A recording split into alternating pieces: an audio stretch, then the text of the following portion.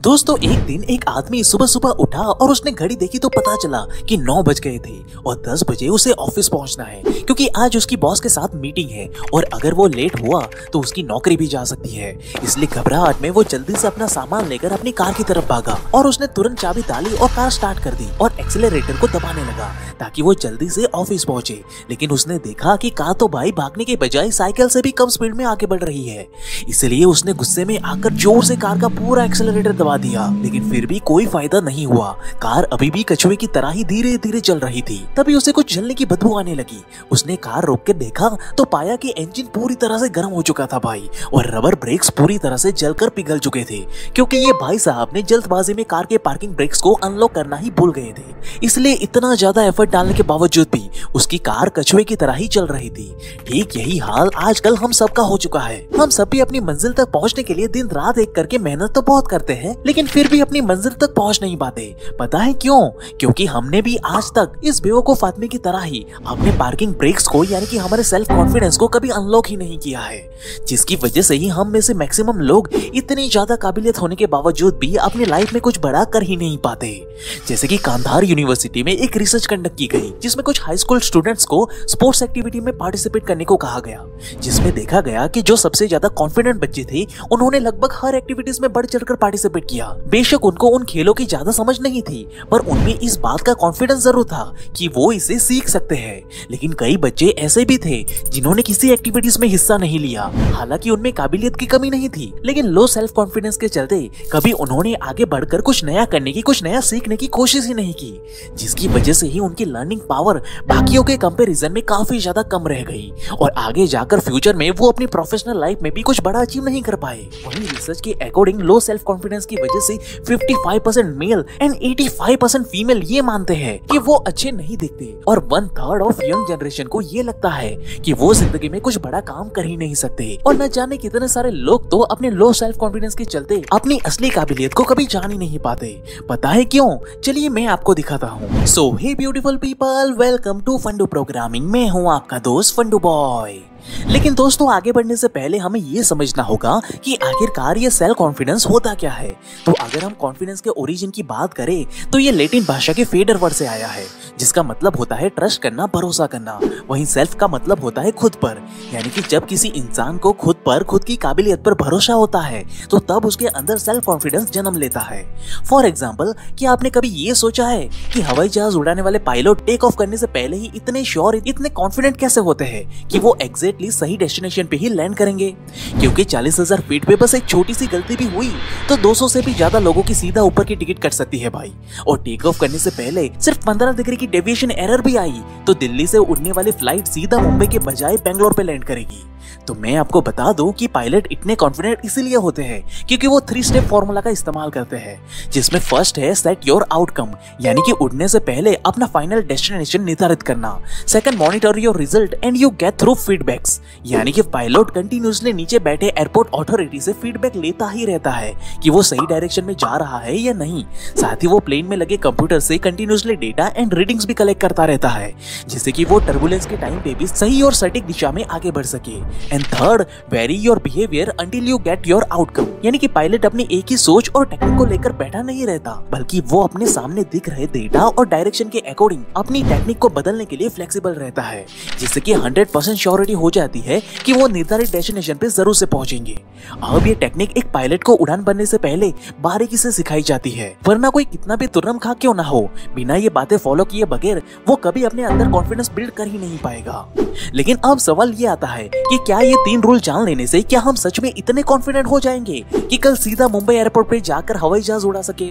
तो इसका जवाब है बिल्कुल नहीं दोस्त, बल्कि किसी भी काम में आपको कॉन्फिडेंस तभी आता है जब उसे कंटिन्यूअसली किया जाए। जैसे पायलट के केस में उसको उड़ान भरने से पहले 1500 घंटे की फ्लाइंग प्रैक्टिस करनी होती है, उसके बाद ही वो अपने अंदर कॉन्फिडेंस को बिल्ड कर पाता है, यानी कि कॉन्फिडेंस कम फ्रॉम एक्शन। अब इसे प्रैक्टिकली प्रूव करने के लिए university of applied science and technology ने अपने एक रिसर्च में कुछ स्टूडेंट को इकट्ठा किया। ये कुछ स्टूडेंट ऐसे ऐसे थे जो इंग्लिश बोलने में काफी ज्यादा घबराते थे। तो पहले हफ्ते में उनसे कहा गया कि आपको एक इंटरव्यू देना है और शर्त ये है कि इंटरव्यू आप सबको इंग्लिश में ही देना होगा। अब इंटरव्यू के दौरान देखा गया कि 56% से भी ज्यादा बच्चे बस अपना नाम बोलकर चुप हो गए। बाकी स्टूडेंट ने भी कोशिश तो की, लेकिन वो अटक अटक कर इंटरव्यू दे पाए। फिर उनकी 3 हफ्ते की ट्रेनिंग हुई और ट्रेनिंग के बाद उनका इंटरव्यू लिया गया और इस बार उनको एक चॉइस भी दी गई कि आप इंटरव्यू चाहे तो अपनी मातृभाषा में भी दे सकते हो।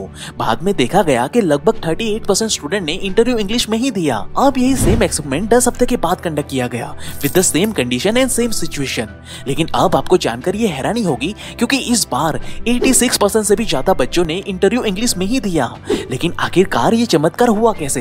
तो इसका जवाब स्टूडेंट ने ये बताया कि ट्रेनिंग के दौरान उन्हें डेली 1 घंटा अकेले में मिरर के सामने इंग्लिश बोलने की प्रैक्टिस करवाई जाती थी, जिससे उनका कॉन्फिडेंस डे बाय डे बढ़ता गया और आज 10 हफ्ते के बाद उन्होंने किसी के भी सामने फराटेदार इंग्लिश बोलने की काबिलियत हासिल कर ली है।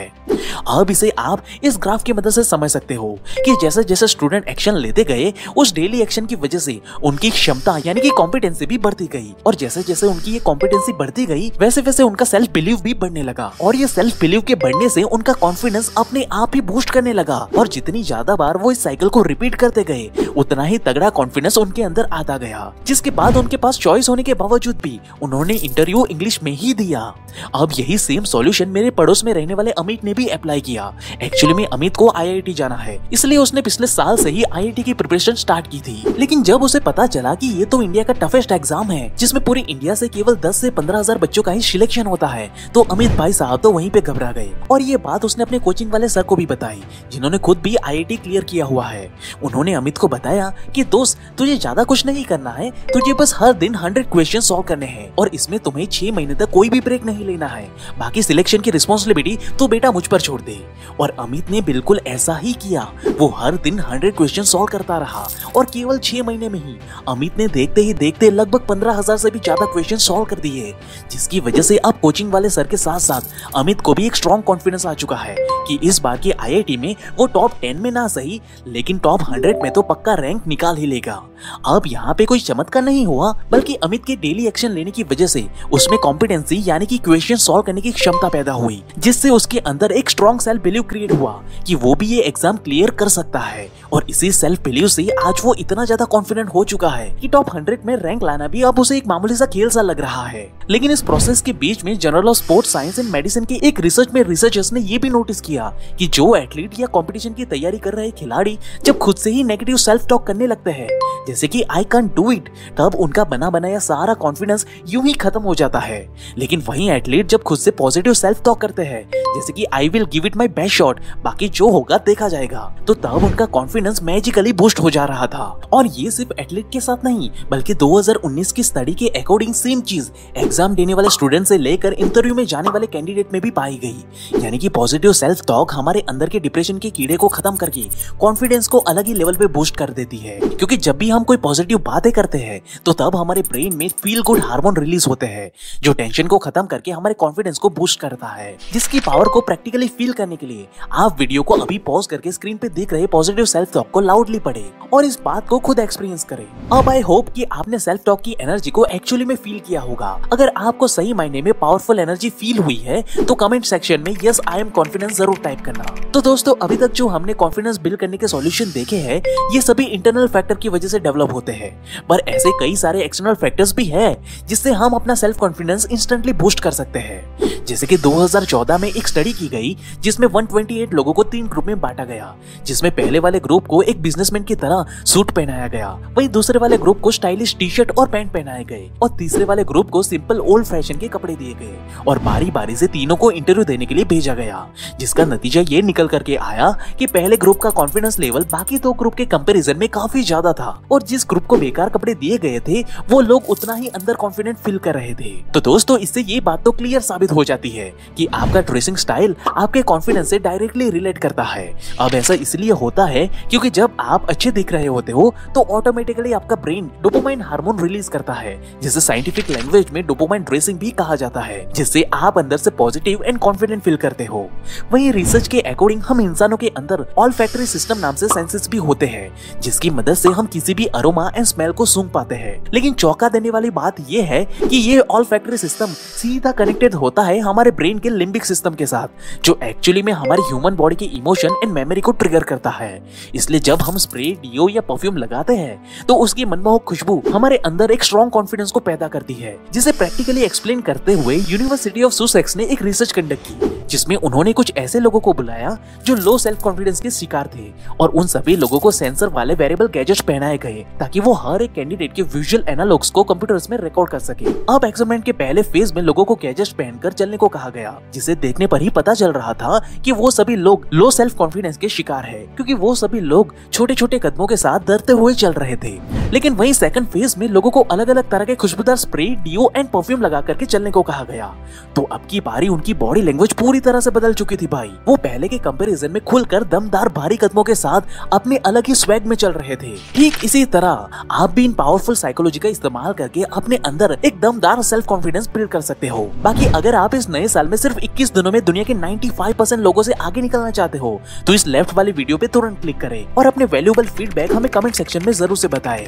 और ऐसे ही लाइफ चेंजिंग वीडियो हर हफ्ते देखने के लिए हमारे चैनल को अभी सब्सक्राइब करें। And at last, thank you for watching guys.